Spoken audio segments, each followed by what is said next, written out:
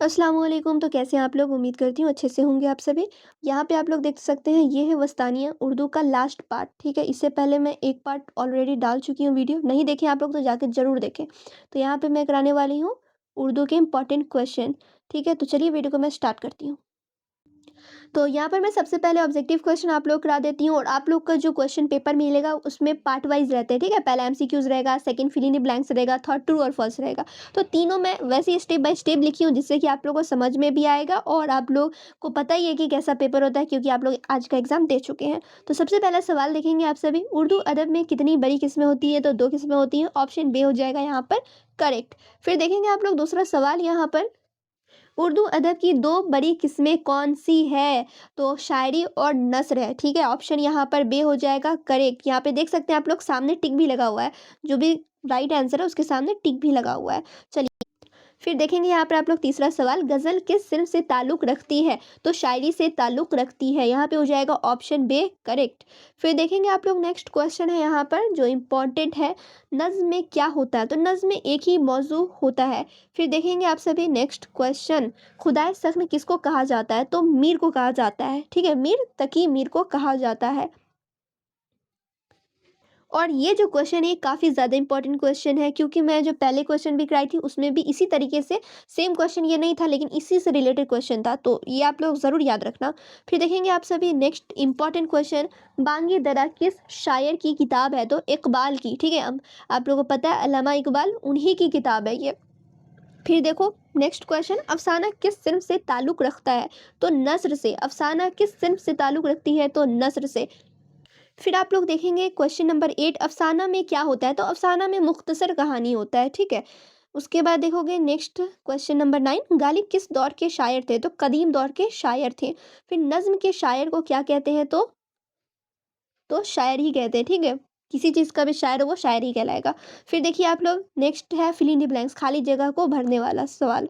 तो गज़ल में काफ़िया और क्या होता है? तो गज़ल में काफ़िया और रदीफ़ होता है। ठीक है, साथ में यहाँ पे रदीफ़ लिखाएगा, यहाँ पे रदीफ़ हो जाएगा। फिर देखेंगे दूसरा सवाल है यहाँ पर आप लोग, अफसाना उर्दू अदब की एक फिल इन द ब्लैंक सिन्फ है, यानी कि नसरी सिन्फ है। फिर यहाँ पे देखो दूसरा सवाल जो है, मीर तकी मीर को क्या कहा जाता है? तो खुदाए सख्न कहा जाता है।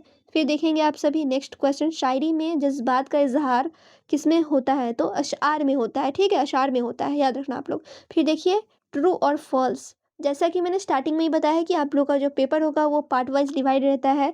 पार्ट ए में एमसीक्यूज, पार्ट बी में fill in the blanks, part C में ट्रू और फॉल्स, पार्ट डी में लॉन्ग क्वेश्चन। ठीक है, शॉर्ट लॉन्ग उस तरीके से सवाल रहेंगे। तो यहाँ पे आप लोग देखोगे ट्रू और फॉल्स क्वेश्चन। तो सबसे पहला यहाँ पर है, नज्म में एक ही ख्याल होता है? क्या नज्म में एक ही ख्याल होता है? तो बिल्कुल, एक ही मौजू पे नज्म लिखी जाती है, तो ये सही है। तो यहाँ पे आप लोग सही लिख देंगे, ऐसे टिक करके मत आना आप लोग, यहाँ पे टिक लिखा हुआ है ऐसे नहीं, सही लिख कर आना।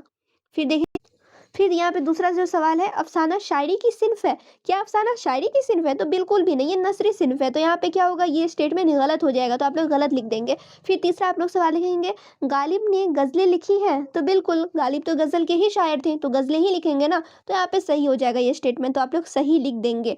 फिर दूसरा है, नस्र में वज़न और काफ़िया होता है? तो नस्र में वज़न और काफ़िया तो नहीं होता है। ठीक है, नस्र में वज़न तो होता है लेकिन काफ़िया नहीं होता है, काफ़िया तो शेर में शायरी में चला जाता है। तो यहाँ पे ये स्टेटमेंट ही गलत है, नस्र में वज़न होता है लेकिन काफ़िया नहीं होता है, तो ये गलत हो जाएगा, तो आप लोग यहाँ पे गलत लिख देंगे। तो यहाँ पे मैंने आप लोगों को एमसीक्यूज़ करा दिए हैं। ठीक है, उसके अलावा फिल इन द ब्लैंक्स भी मैंने कंप्लीट करा दिए हैं, ट्रू और फॉल्स किस तरीके से सवाल रहेंगे, कैसे सवाल आप लोग को लिखना है। तो क्वेश्चन को समझ समझ के, ट्रू और फॉल्स में बहुत लोग गलती क्या करते हैं मैं बताती हूँ आप लोगों को। नस्र में वज़न, स्टार्टिंग का पढ़ते हैं, नस्र में वज़न और काफ़िया होता है, स्टार्टिंग में देखते हैं अच्छा वज़न है यानी सही लिखा होगा, तो बिल्कुल भी नहीं, सही से क्वेश्चन पढ़ के समझना है। नस्र में वज़न और काफ़िया, वज़न होता है लेकिन काफ़िया नहीं होता है, तो ये सब चीज़ देख कर सही से टिक करना आप लोग। ठीक है, उसी तरीके से देखेंगे इस क्वेश्चन में भी था, अफसाना शायरी की सिन्फ है? तो अफसाना आप लोग पढ़ेंगे, सिन्फ पढ़ेंगे, आप लोग कहोगे हाँ बिल्कुल सही है। तो बीच का ये भी पढ़ना है ना कि शायरी है कि नसरी है, तो ये सब आप लोगों को देख कर तभी सही करना है, टिक करना है। ठीक है, तो चलिए मैं उम्मीद करती हूँ आप लोग को समझ में आएगा वीडियो। समझ में आया तो आप लोग कमेंट करके बताना हाँ मुझे समझ में आ गया है। वीडियो को लाइक कर देना, चैनल को सब्सक्राइब कर लेना और टेलीग्राम चैनल ज्वाइन कर लेना, वहीं पर पीडीएफ मिलेगी आप सभी को। जिस भी सब्जेक्ट की पीडीएफ चाहिएगी तो वहाँ पे सर्च करके आप लोग डाउनलोड करके पढ़ सकते हैं। तो चलिए फिर मिलती हूँ दूसरे वीडियो में, जब तक आप लोग चैनल पर बने रहें।